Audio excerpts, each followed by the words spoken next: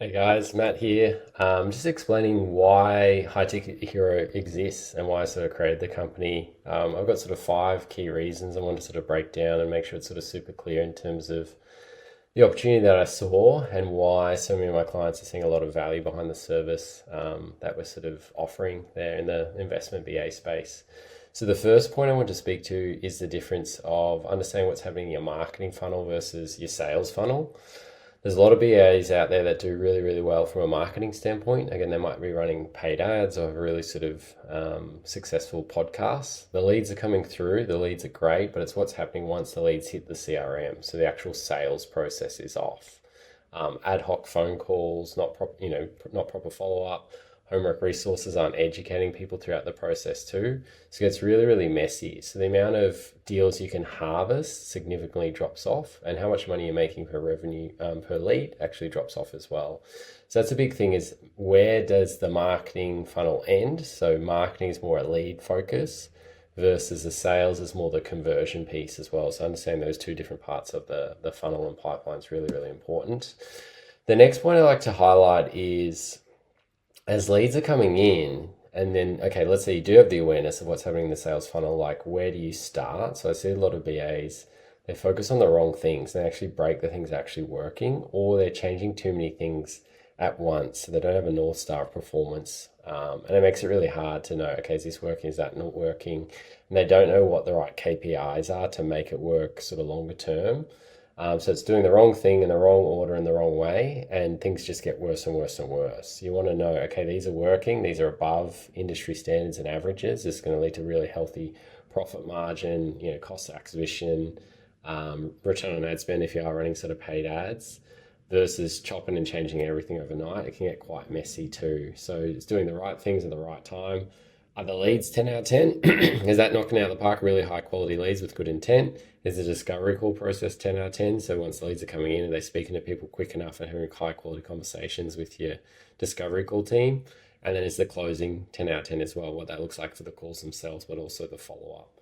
So those three main areas, and a lot of tech and automations and support throughout to make sure then your whole funnel is a 10 out of 10 is sort of what we're looking for.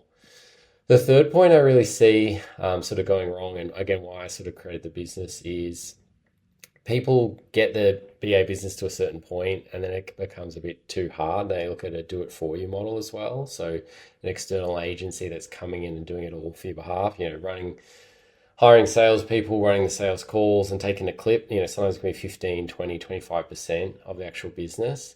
That can work until it doesn't. It leaves you in a very vulnerable position. As soon as that agency leaves, or if they change the terms, like I said, if the costs do go up and they're sort of eating to your margin, you're still back to square one. You don't know what you don't know. So our model, I guess, being more do it with you, is it's educating you. So you've got the information in your head. You're not specific on one specific person in your team.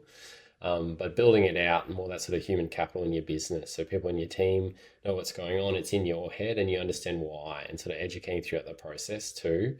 So as the business sort of scales, you're not vulnerable to, again, an agency sort of doing it all on your behalf and then potentially sort of changing terms, or they're sort of leaving, or the relationship falls apart and you're back to sort of day dot and hitting the phones. Alternatively, outside of the do it for you model, it's bringing in a sales manager. So the BA space is an interesting one, because if someone's a really good closer, they should be making 25, 30, sometimes 40K a month. So for them to look at sales management, so people that are like an A plus sales manager, they want to be in a position where they can make more than what they're making as a closer. So you've got two options: bring in an external sales manager at 300 to 500K on target earning. Does that make sense if your business is making less than 500K per month? Alternatively, a lot of time people can't justify that. So alternatively, looking to upskill a closer. So you might have a great closer within your team, but being a great closer and a great sales manager are very different sort of skill sets. So the opportunity cost to sort of work with them again, whether that's you training them, do you have the skills to train them to where they need to be? But does the business have the time? So is it 6 months, 12 months, 18 months to upskill the closer to make sure they are a really good sales manager? And in the industry now that we've got over 5,000 buyers agents, in that time, you can have a new BA that comes in that has all their ducks in a row, and they can leapfrog you as well from a business performance and revenue standpoint too.